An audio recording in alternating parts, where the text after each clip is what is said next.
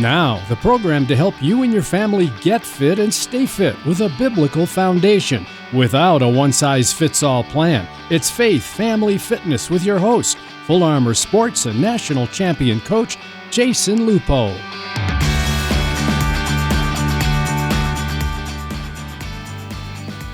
This is Faith Family Fitness, Freedom on 100.7 The Word. I'm here with my co-host, Aaron Lujan, and we have a guest today on our show, Burke Atkerson. How are you? I'm wonderful. I really appreciate you having me on the show. Now, Burke made a huge announcement just this week that he launched and released his latest book, Fire Nights, Forging Brotherhood That Heals. And this has been a topic of conversation if you followed this show. For the last 6 weeks, we've been talking about masculinity, biblical masculinity, kind of bringing back men into the picture of traditional families and that nuclear family unit. So it's kind of a God moment that all of a sudden you released this book. I found out and was like, whoa, you got to come on the show because this is what we've been talking about. So Tell us a little bit about your book. Yeah.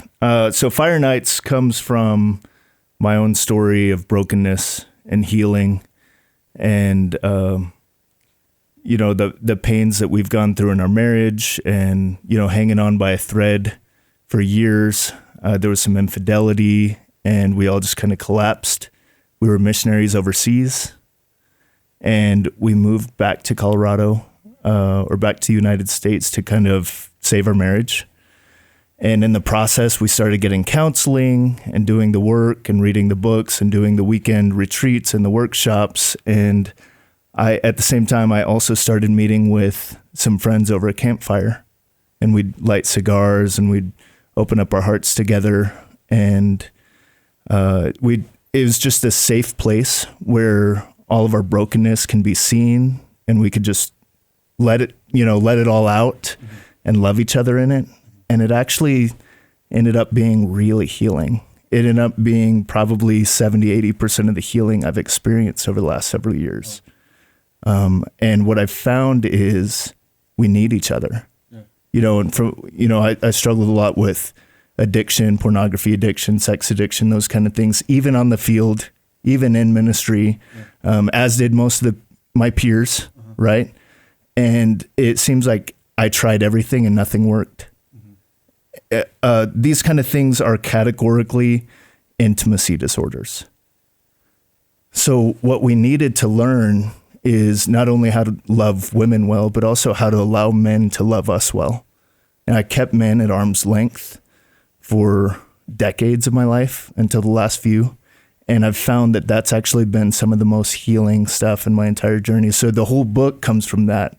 I'm putting a model to it that men could use anywhere to just kind of go deeper with each other and experience true community, authentic friendship, and I guess experience love that heals. So essentially the premise of the book is discipleship, community, brotherhood, friendship is the key to healing. Yeah. And your specific healing was intimacy issues. Is that right? Absolutely. Yeah. As I'd say anybody struggling with similar stuff to that, we need to learn how to love each other. Truth is, guys aren't really good at being friends for each other. Right. It's kind of anti-masculine to open up your heart and be vulnerable, right? Why do you think that is? I think it's an incredibly corrupt version of masculinity, or perverted version of masculinity that actually keeps us from staying attached to our hearts. But we need it, and women need us to be connected to our hearts. Our families need us to be connected to our hearts. Society does. So do you think the enemy has lied to men that intimacy and friendship is not masculine? Yeah, that's a really good question. I think the key tool he's used, the enemy, is shame. And what we do with shame, starting with Adam and Eve, is we hide, we cover up, and we blame. And I think, shame wants to say, if they really saw me as I am, if they really saw all the stuff going on behind the scenes, they wouldn't love me. They'd reject me. I'd be alone. My family would leave me. My friends can't handle that. And so we hide it. So I think we probably the deeper issue is shame, and we probably blame it as a masculinity issue. But it's actually deeper than that. It's something that is behind the scenes corrupting masculinity instead of the other way around. Interesting. Do you think that maybe culture has redefined what it looks like for men to hang out, or the acceptance of men getting together? Because if you watch the sitcoms, everything like that, right, it always seems like the men leaving the house to go hang out with their guy pals is almost frowned upon within that family unit. And that's what culture and society is kind of like pinpointed or viewed, men leaving their wives or whatever, not leaving them permanently, but leaving them to go hang out with their friends as this bad thing. Right. And there's the common joke, once you get married, you never see your guy friends, right? Or they get married, you never see them anymore. Is that kind of leading to some of these issues, do you think? Yeah, I do. I think it's isolating us more and more, and isolation's the issue primarily. I think the way it pans out, that isolation and loneliness, or where we get stuck in that family unit or in that relationship, I think part of the sabotage is that we expect the woman to meet all of our emotional needs. And it's not designed to be that way. We're actually designed to need each other, man and woman, and I don't mean that in a sexual way. But for us, intimacy has become sexualized, so we think it can only be sexual. Truth is, intimacy is not merely sexual, and intimacy is something that we could share with each other in a healthy and beautiful way. And in fact, not just something we can experience, something we need to experience to thrive. Yeah, for sure. We're going to take a brief time out. When we come back, we're going to continue this conversation with Burke. Full Armor Sports Teams has a new facility for after-school youth programs. It's located at 2380 Montebello near North Academy and Union, with 2 pools for swim lessons and swim teams, a weight room for powerlifting, conditioning, and more. Full Armor Sports Teams is a Christ-centered and family-oriented organization bringing the youth of Colorado Springs together. For more info on after-school and homeschool programs, go to fullarmorsportsteams.com or call 719-629-SWIM. Welcome back to Faith, Family, Fitness, Freedom on 100.7 The Word. I'm Jason Lupo, sitting here with Aaron Lujan, and we have our guest here, Burke Atkerson, who is the author of Fire Nights, Forging Brotherhood That Heals. And so he's been on our show talking similar to the conversations that we've been having in the last 6 weeks about masculinity and making those changes in our culture and our society, what needs to happen to restore masculinity to the family unit. And last week we discussed a lot about how fellowship and having those intimate relationships with other men and making sure that we don't lose those relationships between brothers in Christ, that is truly the path forward in ensuring that we are making these changes and kind of restoring men into the family unit. And so it's been an interesting conversation so far. We're going to continue this conversation. But you talked earlier about kind of creating a model that men could use for kind of bringing back this intimacy between brothers in Christ. Without disclosing all of your book, can you kind of share what that might look like? Yeah, I'll disclose all the book. It's actually super simple. The model is to create a safe place for men and invite the men to it. So you could do that anywhere. You could do it over coffee if guys are willing to get coffee or beer or whatever that is, right? What I do is I invite guys over a campfire, or I'll light up a fire in the fire pit. We'll trade off spots, whoever has a backyard. We've even brought a little fire pit into somebody's little cigar room and open up so there's plenty of ventilation so we don't die of carbon monoxide poisoning. Be careful with that one. And so this is a model. We just start a fire together, which for some reason really brings men together. There's a lot of symbolism in the fire itself, and it's like a symbol of adventure, and there's warm things about it. Usually we'll light cigars or pipes. Some guys will smoke whiskey. Some guys are 15 years sober and don't touch it, and that's totally fine. Just honor wherever they're at in their journey. But we're together, and I set 3 rules in place. One is confidentiality. You know, what happens at Fight Club, or what? How do they say it? What happens at Fight Club? First rule of Fight Club is don't talk about Fight Club. Yep. Yeah. Like that's it for Fire Night. Yeah. So, or what happens in Vegas stays in Vegas, right? It's like that same kind of, this is top secret. This is just between us. I even have an agreement with my wife that I'll share with her my heart and the impact of other people's stories on me, but I will not share their stories, even with my wife. So even in the book, I created characters to tell the stories, to kind of show what Fire Nights looks like, because I didn't want to exploit my friends and their hearts and their stories. I want to honor those with confidentiality. So that's literally rule number 1. Rule number 2 is don't fix, be curious. And that's where men tend to fail in relationship, especially we see it in our wives all the time. We want to fix things naturally as men, right? Yeah, absolutely. When my wife starts talking, I'm looking for a solution immediately.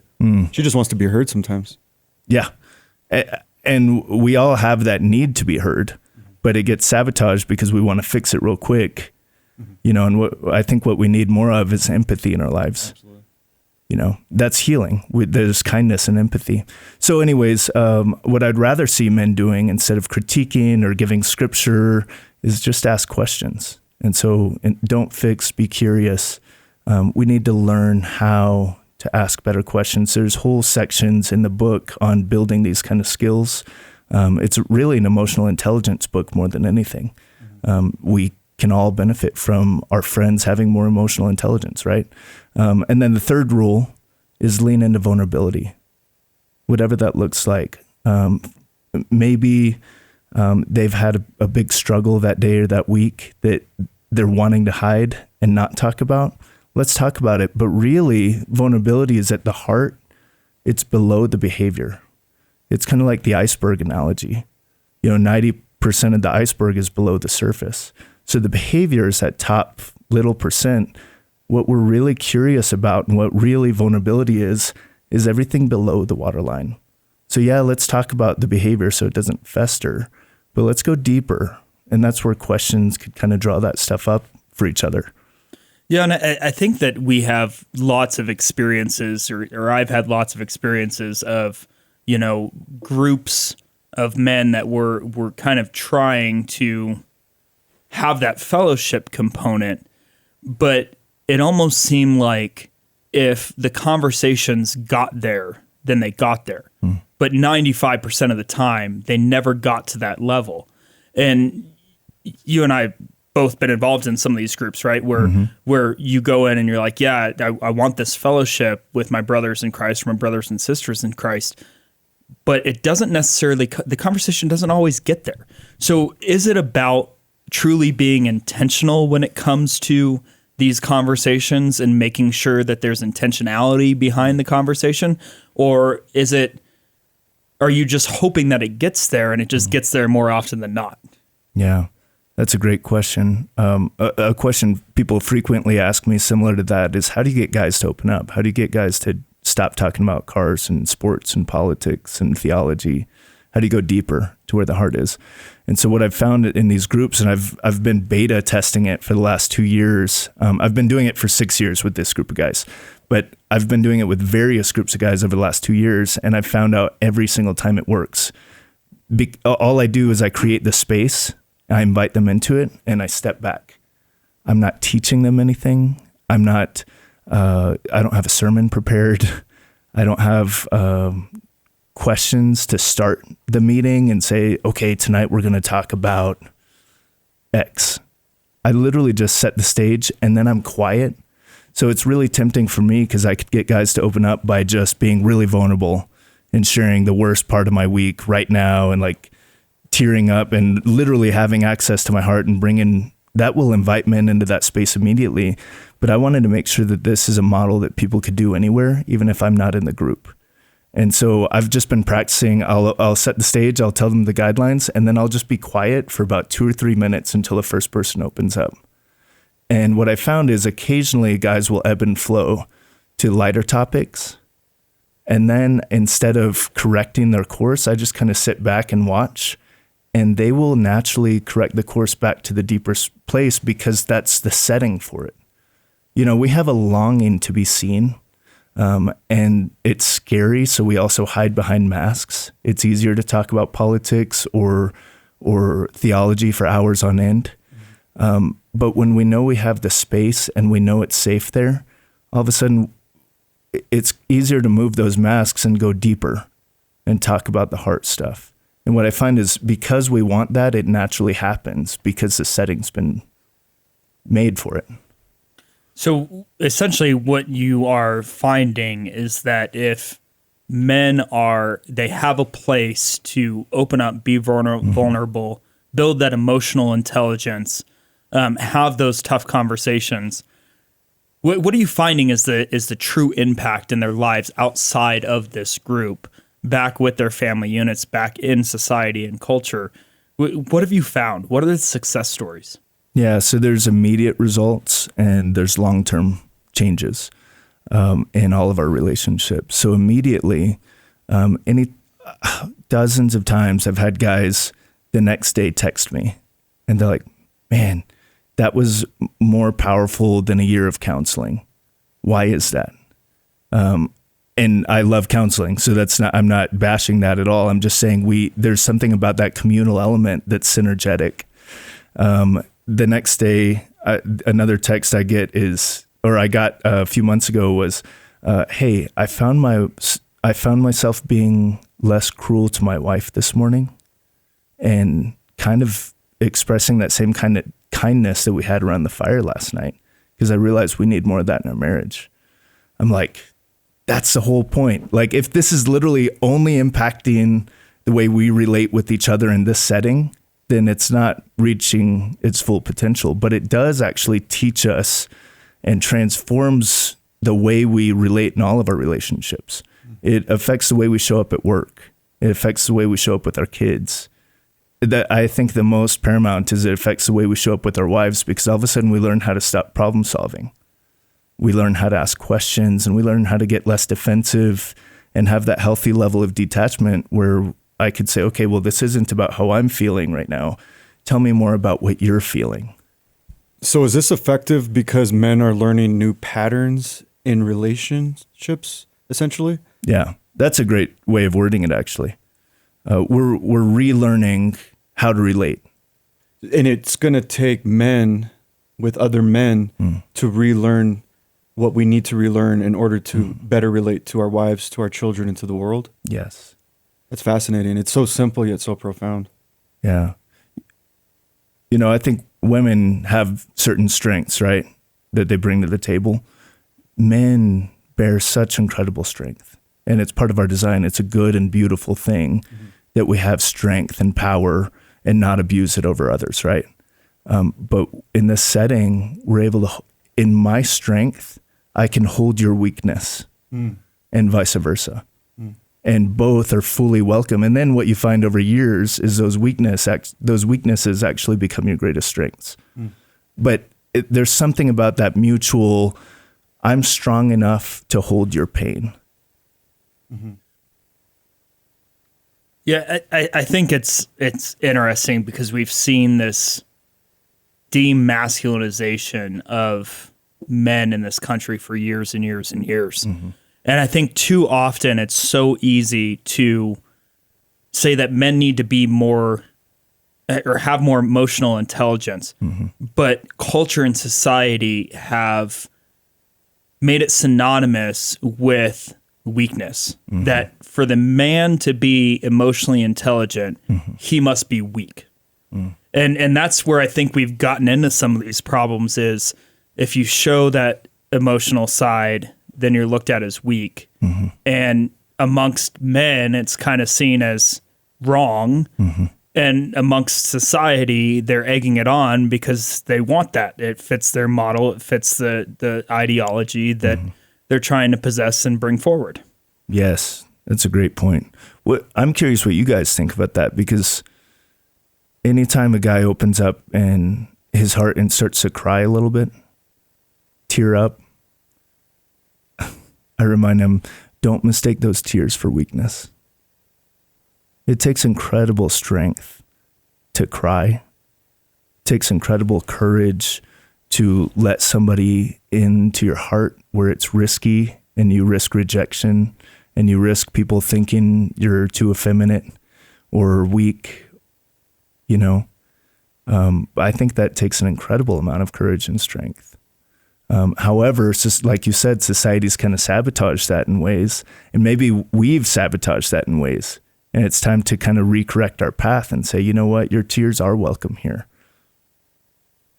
I think you just flipped the devil's tactic on its head. It takes incredible amount of strength to be vulnerable and to tear up. I think that's powerful. I have a question for you, Burke. A lot of these men get together and they are carrying these burdens, and sometimes the burdens are creating danger for other people. They're hurting other people. They're living in some sort of sin. And there's almost this part of me that wants to come in and help them and rescue them. How do you balance the being vulnerable with this guy needs help and he's hurting his wife, for example, or he's hurting his children? Like, at what point, or is there ever a point where you do something else other than just allow them to talk? Because a lot of times there's some heavy, dark things happening in people's homes. How do you understand my question, and how do you balance that out? Yeah. If you're seeing something happening, you're getting a glimpse into something that's very twisted and harmful to others. What do you do with that information? Like, and I guess the question you're kind of asking too is, what do you do with that in the context of confidentiality? I don't know if you're talking about maybe a situation where the police need to be called, or domestic violence, or, you know, I frequently recommend people to counselors. And I have a handful that I highly recommend. The domestic violence thing's a really interesting topic. It's come up a little bit. Somebody had went through a divorce, or was going through a divorce around because of something happened. Police were called on him, and we aren't the ones usually making that phone call. I imagine that situation that bridge will have to be crossed someday. But up till now, it's just been a safe place where they could actually work through the deeper stuff, but that's below the rage. And that's actually where the healing happens. I remember reading in a book once on porn addiction, like 10, 12 years ago, when I was first going into ministry with the Navigators. And one of them recommended it to me, one of the old school guys. And there was this line in it that said, in books, in seminars, in workshops, you'll never find healing. Healing can only happen in relationship. And so this is a place where, you know, even if somebody's in a jail cell, they're not going to find healing. But in this kind of place, you actually find healing in those deeper levels than where the behavior exists. We want to thank you so much for coming on this show, Burke. Once again, this is Faith, Family, Fitness, Freedom on 100.7 The Word. We're here every Saturday at 9 a.m. Once again, Burke's book is Fire Nights, Forging Brotherhood That Heals. If you go to faithfamilyfit.org, you will find a link to his book on our homepage, along with this interview. Thank you for joining us, Burke. Join us next Saturday at 9 a.m. This has been Faith, Family, Fitness with Coach Jason Lupo of Full Armor Sports Teams of Colorado Springs. Join him at the same time next week for Faith, Family, Fitness on The Word 100.7.